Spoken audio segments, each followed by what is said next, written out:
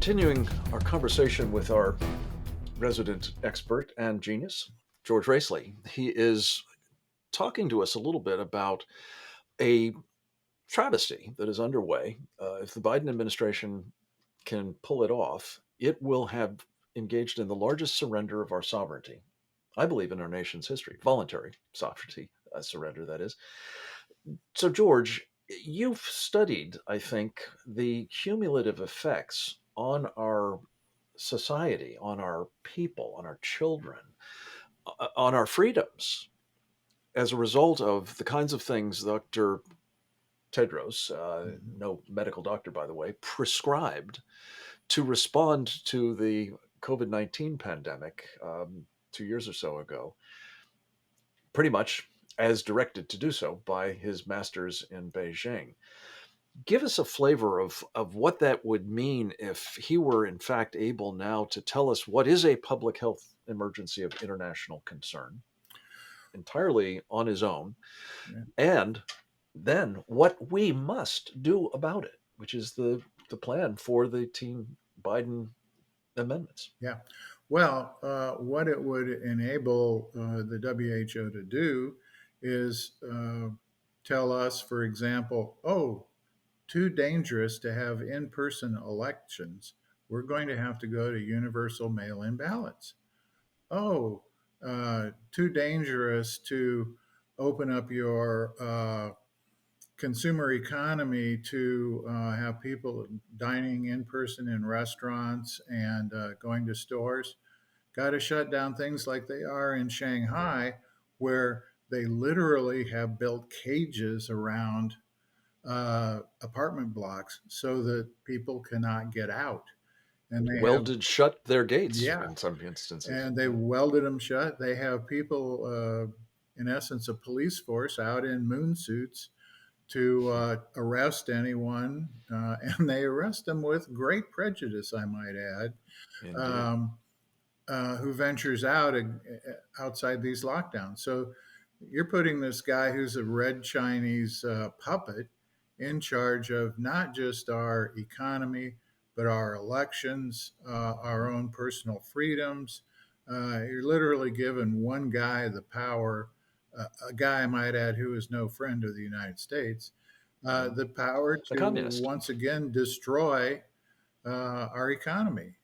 Right, what's left of it, George. And here's the kicker. I mean, again, if it would be bad enough if there were one guy who is, a puppet, as you say, of communist China. But as a practical matter, that means it's communist China that would be dictating what is going to be done here, as they did earlier with this China model. So let me come again to your area of particular expertise, my friend.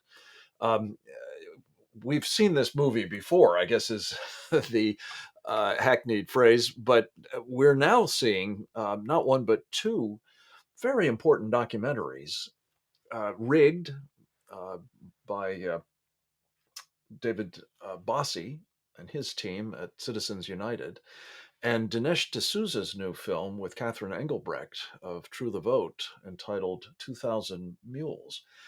Both of these lay out an extraordinarily compelling case that the kinds of techniques that you talked about a moment ago, those mail in ballots, those machines that have to be used, those drop boxes that Mark Zuckerberg put all about, and the like, so that we didn't have, people endangered by their voting practices, all conduced to fraud, material, consequential, indeed devastating fraud in the 2020 presidential election. Do you agree with that basic proposition? And more to the point, if we were to revert to it, are we likely to see a similar kind of outcome in 2022 and obviously 2024 if it happened again? Absolutely. And I agree 100% with it, Frank. 2000 Mules is a very, very compelling movie. The thing that I found most compelling about it was that it has real science behind tracking all these ballot harvesters, dropping off votes in the ballots in the middle of the night, making sure their fingerprints were not on the ballots by Hmm. wearing surgical gloves. You know, After somebody got nailed for having fingerprints on, yeah, ballot stuffing. and I Not mean, an accident, comrade. no, no, indeed. And so, the whole point of this is it's the old Stalin comment about it's not who votes, it's who counts the votes. Exactly. This is uh, guaranteed to have the same result as 2020. There will be key swing states where the result will not be known, and it certainly won't be credible because of these ballot harvesting, vote bog stuffing, whatever you want to call it. Um, you've got, Fraud. I think yeah, felony offenses against our, election laws. yeah. That's what I would call it. And you're absolutely right. Hey, George, we're almost out of time. I did want to Mhm. ask you about one other thing quickly.